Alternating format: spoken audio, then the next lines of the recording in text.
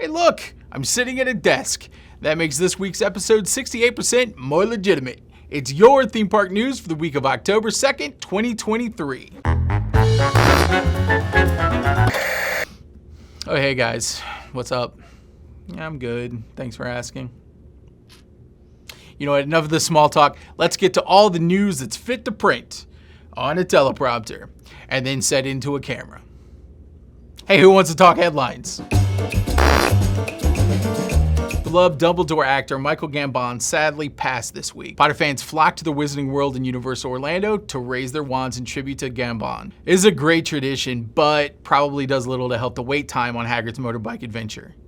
That joke was not worthy of that great actor. I'm sorry. Michael Gambon was 82. If you've missed sailing between the resorts on Bay Lake, then I've got some great news. If you didn't miss it, then you can probably just skip to the next story. Starting October 1st, boat service will resume between the Contemporary Resort, Fort Wilderness, and the Wilderness Lodge. Guests can step aboard daily, starting at 3 p.m. It's kind of nice to see these perks returning rather than being taken away, isn't it? The villas at the Disneyland Hotel officially opened on September 28th with a huge dedication ceremony. You know, I don't know how huge it was. There's probably like a band and maybe a celebrity or like a minor celebrity. You know what? I don't know. The new Disney Vacation Club Tower is the 16th DVC property and the 4th tower for the historic Disneyland Hotel. SeaWorld's Howl-O-Scream has been voted #1 best theme park Halloween event by USA Today's Reader Choice Awards as reported by a SeaWorld press release. Related news, USA Today is still published. I had no idea. Okay, let's take a look at this list. Okay, Busch Gardens Howl-O-Scream at #2. That's not suspicious at all, seeing as it's the same event. Nobles, Kings Island, Haunt at King's Dominion is #7. I'm pretty sure last time I was there, most of those costumes were just trash bags smeared with feces, which is kind of scary. I mean, you chase me with a piece of poop on a stick and I'm gonna run. Horror Nights is 10, really?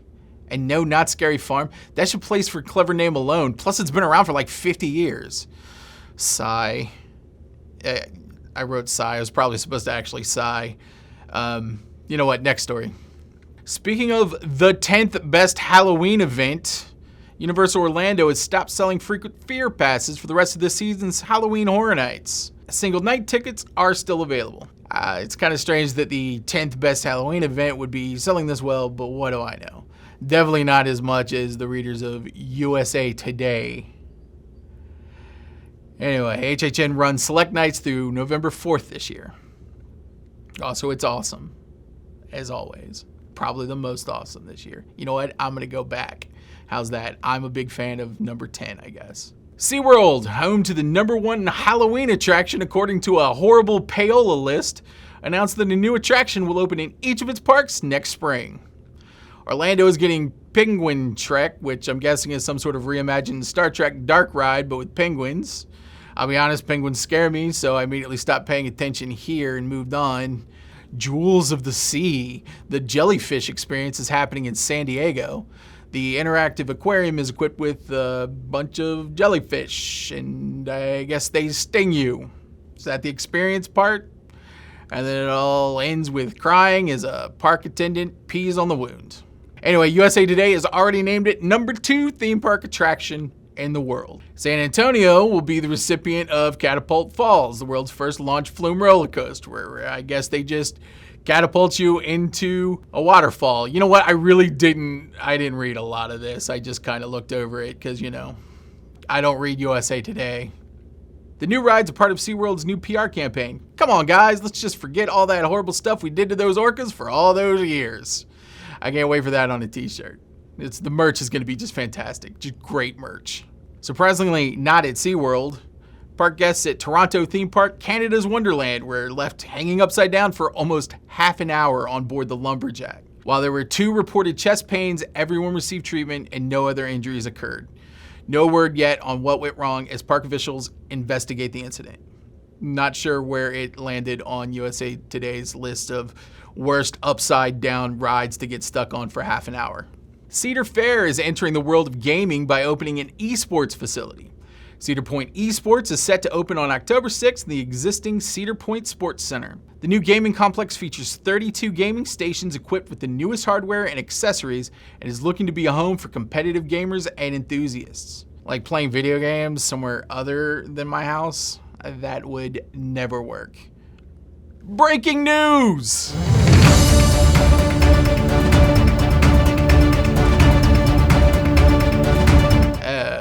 I have just been banned from SeaWorld.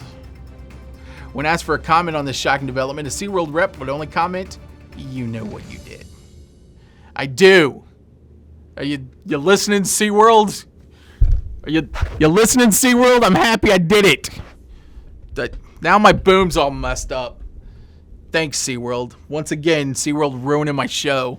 And what do we do when SeaWorld ruins our show? We head over to Vlogger Vibe.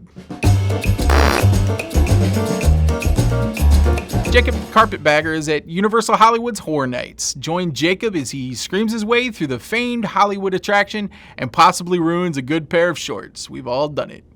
Run over to the Carpetbagger for all the scary fun. Justin over at Randomland is checking out the scariest Halloween attraction not on a garbage USA Today list as he takes in the scares and chills at Knott's Scary Farm's 50th anniversary. Can you believe that Knott's Berry Farm has been doing this thing since 1973? Well, USA Today readers certainly don't give a shit. Justin is doing his thing with Randomland over at Justin Scard.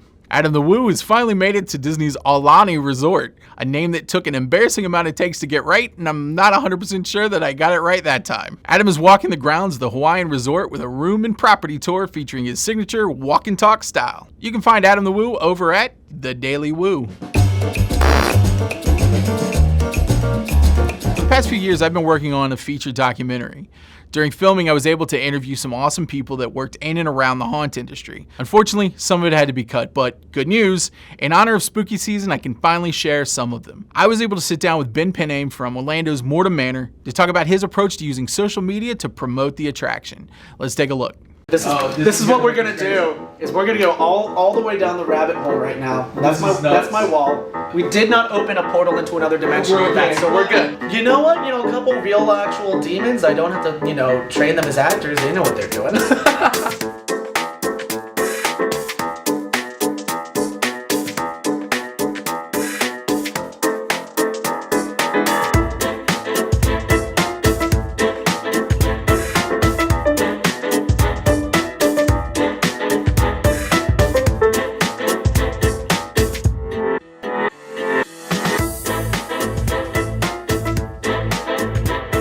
Very spooky mini fridge behind the set.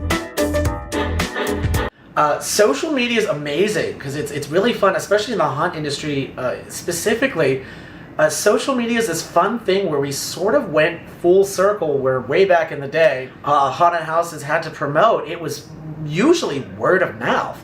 It was local newspapers. If you got some money, you could throw out some radio ads, you could throw out a local television station ad. But it was very much just word of mouth of, oh, did you hear about such and such that just opened up on the other side of town? With social media, with the influx of people using Facebook and Instagram and Twitter and YouTube, we've actually kind of gone right back to that point where it's, we could drop some money and go on the radio and go, hey, it's us.